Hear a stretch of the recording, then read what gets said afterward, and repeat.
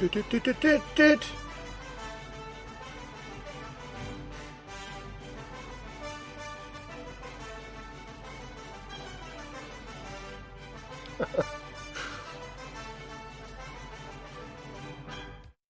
Ja, servus, Glück auf und herzlich willkommen zum weiteren FC Bayern Talk.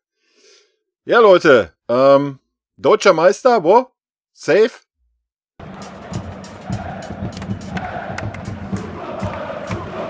Hey, hey, Super Bayern, hey, hey, Super Bayern. Groß war erstmal auf den Meisterschaft, Leute.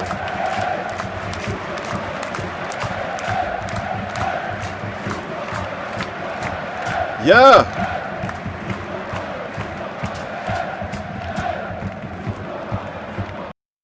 So, genug. Was soll ich sagen, Leute? War ja auf jeden Fall mal eine Minute mehr Stimmung wie im Fernsehen, wa? Ja, deutscher Meister.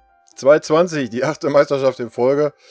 Ja, man kann leider nicht so voll eskalieren. Irgendwie fühlt es sich nicht an, als wäre man deutscher Meister. Muss ich ganz ehrlich sagen. Also, auch die Stimmung so nach dem Bremen-Spiel und so weiter war halt, ja, keine Ahnung. Weiß ich auch nicht. Vielleicht stellt sich das irgendwann noch ein, aber ich habe ja schon viele, oder die eine oder andere Meisterschaft. Alter.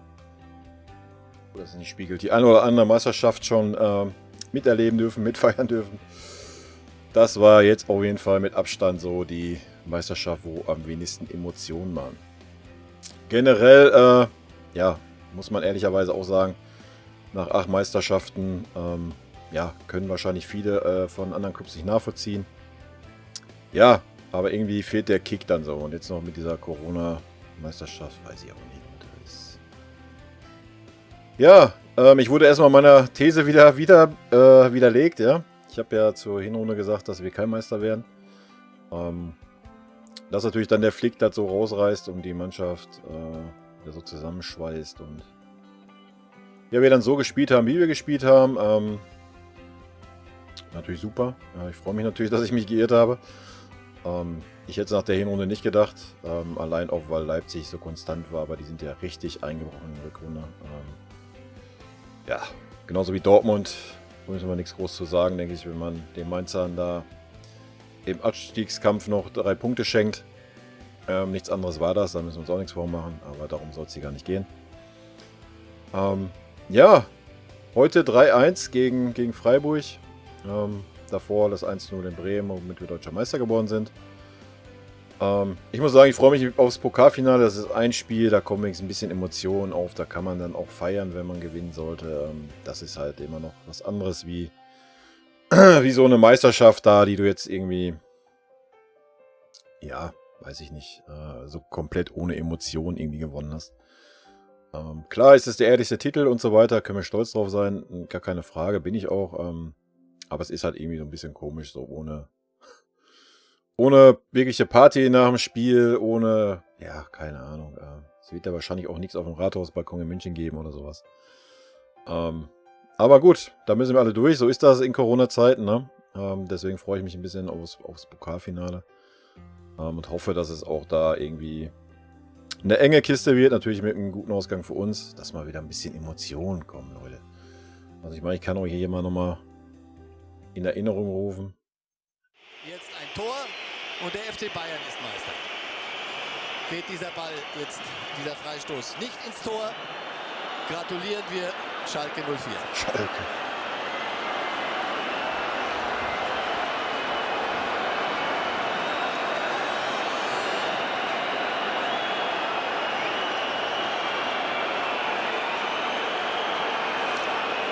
Meter vor der Linie nach meiner Berechnung. Elfmeterpunkt.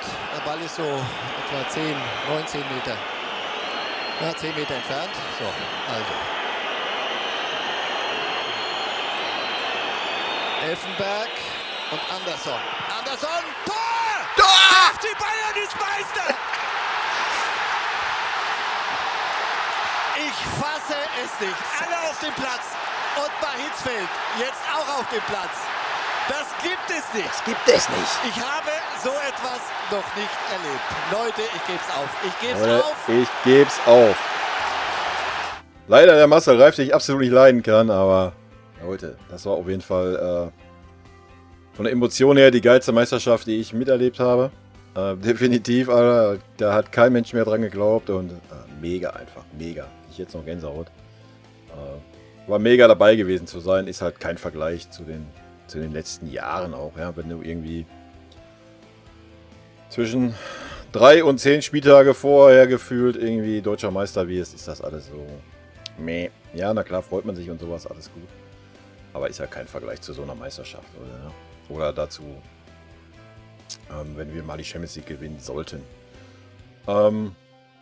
Ja, ich kann kurz ein paar Worte zu den beiden Spielen verlieren, aber so viel brauchen wir dazu gar nicht sagen, denke ich. Erste Halbzeit in Bremen fand ich sehr gutes Spiel, auch von Bremen. War wirklich ein sehr interessantes, sehr gutes Spiel. Zweite Halbzeit war, ja, nur noch verwalten irgendwie. Man hatte jetzt nie so das Gefühl, dass die Bremer irgendwie noch einen machen können. Obwohl die eine Chance da von Pizza in der Schlussphase noch eng war, aber ja, ansonsten haben wir das einfach verwaltet, ne? Ich meine, wir können kurz, der Vollständigkeit halber, einen kleinen Blick drauf werfen. Hier Ballbesitz 40-60. Fouls, ja, es war ein Zweikampf, ein Kampfspiel, sag ich mal so.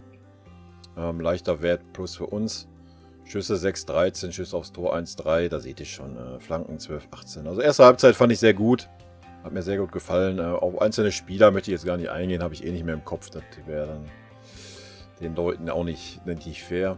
Wir können kurz auf das Spiel von heute gucken. Freiburg-Spiel war quasi dasselbe in Grün. Erste Halbzeit haben wir richtig stark gespielt. Wir hätten auch noch höher führen können, wenn nicht sogar müssen. Zweite Halbzeit war es gar nichts mehr. Ja, war wirklich, du hast gemerkt, der eine oder andere war platt, so wie Müller zum Beispiel, dann haben irgendwie die Kräfte ein bisschen gefehlt, hat man gemerkt. Auch Levi war zweite Halbzeit platt irgendwo und ja, vielleicht hätte man die einfach mal ein bisschen eher auswechseln sollen, ein bisschen eher den jungen Spielern eine Chance bieten. Auf der anderen Seite kann ich natürlich auch verstehen, dass man beim 3-1, was noch nicht safe war, ja, weil die Freiburger haben noch ihre Möglichkeiten versucht. Kann ich natürlich dann verstehen, dass wir uns da nicht so Wettbewerbsverzerrungen vorwerfen lassen wollen, so wie es die Dortmunder gemacht haben. Ja, Ballbesitz 61-38. Ich glaube, erste Halbzeit war es gefühlt 80% Ballbesitz, keine Ahnung. Zweikämpfe, auch für uns 56%, 23-11 Schüsse, 9-3 aufs Tor, Ecken 8-2, Flanken 17-12. Ja, wie gesagt, erste Halbzeit war richtig gut von uns, haben wir gut Gas gegeben. Ja, auch hier will ich jetzt gar keine Noten verteilen. Oder wie gesagt, das Ding ist durch. Wir sind deutscher Meister. Was sollen wir jetzt noch kritisieren, Alter? Wir haben noch mal 3-1 gewonnen. Klar, es hätte höher ausgehen können. Wir hätten locker 2-3 Hütten mehr machen können. Ja, okay, 2 hätten wir mehr machen können. Ja, ich denke nicht, dass diese Mannschaft den Rekord knacken wird von den 101 Toren oder geschweige denn einstellen wird. Ich glaube nicht, dass wir 4 oder 5 Tore in Wolfsburg machen. Natürlich weiß man es nicht, aber die Wolfsburger sind jetzt auch nicht so schlecht drauf. Aber so wichtig ist das auch nicht, Leute. Ich denke, die Leistung, die wir diese Saison gezeigt haben, zumindest die Rückrunde, ich weiß gar nicht, kann man das hier mal gucken? Leider auf der Bayern-Seite nicht.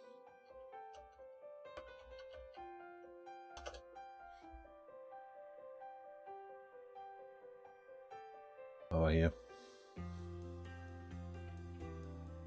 Tabelle Rückrunde. So, da siehst du eigentlich, ja, wie stark wir einfach waren, Leute. Ja. Ich meine, da steht ein Unentschieden, also 15 Siege, 50 zu 10 Tore. Wir werden wahrscheinlich nochmal 1, 2 in Wolfsburg machen, denke ich. Dann wären wir also mit dieser Leistungsdichte, hätten wir die 100, hätten wir den Rekord wahrscheinlich sogar geknackt. Ja, was soll man sagen? Ich meine, die Dortmunder waren jetzt schon nicht so schlecht mit 43 zu 13 und 13 Siege und 3 Niederlagen, dass wir dann da nochmal so drüber thronen. Ja, ist halt so ein bisschen deren Problem, nicht unser Problem. Ja, ansonsten, was gibt's zu sagen, Leute? Ich freue mich aufs Pokalfinale gegen Leverkusen, obwohl die Leverkusener mich heute maßlos enttäuscht haben. Muss ich ganz klar sagen. Da hat man es auch nicht verdient, in die Champions League einzuziehen, was sie jetzt auch nicht mehr werden. Ja, die Gladbacher haben gewonnen, also wenn man in Berlin verliert 2-0, ja, selbst schuld, da hat man keine Berechtigung da irgendwie Ambitionen anzumelden. Ist natürlich dann nochmal wahrscheinlicher, dass er Havertz wechseln wird, ja. Aber ich glaube nicht, dass er ein Jahr ohne Champions League spielen möchte. Und natürlich auch finanziell gesehen geht den Leverkusen da natürlich auch einiges flöten. Bin gespannt, wer da noch so wechseln wird. Wie gesagt, ich hätte natürlich den Bailey gern bei uns gesehen, aber der ist ja angeblich bei Manchester City im Gespräch, wenn der Sané wechselt. Ja, keine Ahnung, wie habe ich ja schon mal gesagt, so den Bailey, ich halte da viel von. Hätte man vielleicht schon mal vor einem Jahr holen sollen, wenn er den Schritt gemacht hätte. So wie Coman auch, der hat den Schritt auch gemacht. Gnabry hat auch einen Schritt gemacht, leider jetzt in der Rückrunde wieder einen Schritt zurück, wie ich finde. Da muss man mal abwarten. Ja, und ansonsten haben wir noch Champions League, wo? Da bin ich sehr gespannt. Habe ich ja, glaube ich, im letzten Video auch schon leicht angesprochen. Die haben ja eben alle so gesagt, sowas wäre ein Vorteil für uns. Ich sehe das leider nicht so. Also wenn wir jetzt 4 Wochen Pause haben, bis wir dann das Rückspiel gegen Chelsea spielen. Allein das wird schon schwer. Für uns ist es dann nach 4 Wochen das erste Spiel. Chelsea ist voll im Saft. Also je nachdem, Leute, ich meine 3-0, klar. Wir sind immer für ein Tor gut. Ich bin gespannt. Ich hoffe es natürlich, dass der Flick das irgendwie hinkriegt, aber das wird nicht so leicht werden. Klar, wir haben da eine gewisse Frische im Gegensatz zu den anderen, aber die anderen sind dann halt voll im Spielrhythmus, ja. Weil die anderen Ligen gehen so lange. Ja, ist entweder so rum oder so rum definitiv eine Wettbewerbsverzerrung, das muss man mal ganz klar sagen. 4 Wochen ist nämlich schon eine lange Zeit. Ob das dann ein Vorteil für uns ist, dass wir frisch sind im Gegensatz zu den anderen, ja. Dass bei uns dann vielleicht sogar alle Spieler fit sind, weil wir halt keine Verletzten haben, weil wir im Training sind und sonst irgendwas. Sei mal dahingestellt, das werden wir dann halt erst bei dem Turnier sehen. Das Gute ist, der Flick hat Erfahrung damit, ne, als Turniertrainer. Also ich bin gespannt. Es wird sehr interessant werden, denke ich. Ja, natürlich ist es tagesformabhängig. Ja, ganz schwer, irgendwas vorherzusagen. Aber ansonsten muss man sagen, wir haben einfach eine super Rückrunde gespielt. Ja. Und wir haben auch guten Fußball gespielt. Die letzten Spiele hat man schon gemerkt, dass wir schon müde waren. Ja, muss man ganz klar sagen. Zumindest ein oder andere hat man echt gesehen, so, ja, es reicht für eine Halbzeit noch. Danach ist der Akku so ein bisschen leer. Zumindest vorne jetzt. Hinten hatte ich jetzt nicht so das Gefühl. Was mich gefreut hat, dass heute der Martinez gespielt hat. Ganz solide, Leute, ganz souverän. Kannst halt einfach eben mal reinwerfen. Ist einfach... Boateng war auch wieder richtig gut heute. Ja, bei beiden ist halt so ein bisschen das Problem, den beiden fehlt einfach die Grundschnelligkeit für den aktuellen Fußball. Ja. Klar, so für Bundesliga und sowas, aber selbst da hat man es schon gesehen heute. Auch diesen komischen, ich weiß gar nicht mehr, wie er hieß, in den die Freiburger da zum Schluss noch eingewechselt haben, was sehr viel Speed drauf hatte. Ja, ist halt schwer. Boateng hatte diese Schnelligkeit einfach nicht mehr und Martinez hat sie noch nie wirklich gehabt. Aber dafür hat er ein super Stellungsspiel, super Zweikampfverhalten und so weiter. Genauso wie Boateng auch, ja. Er hat es ja gut gemacht in der Rückrunde. Aber jetzt so auf lange Sicht ist leider für die beiden wohl kein Platz mehr bei uns. Wie gesagt, bei Martinez bin ich ein bisschen traurig drum, beim Boateng nicht wirklich. Ja, er hat sich einfach vor 2 Jahren versaut, wo er gesagt hat, er möchte unbedingt wechseln. Wo dann aber Paris nicht die Ablöse gezahlt hat, die wir haben wollten. Ja, dann hat er sich hängen lassen, dann kam der Flick, dann hat er sich jetzt wieder ein bisschen gefangen, die Rückrunde. Bin gespannt, wie es da weitergeht. Ansonsten müssen wir uns keine Sorgen machen. Der Niklas ist auch bald wieder da. Klar wird er eine lange Zeit brauchen, bis er wieder das Niveau hat.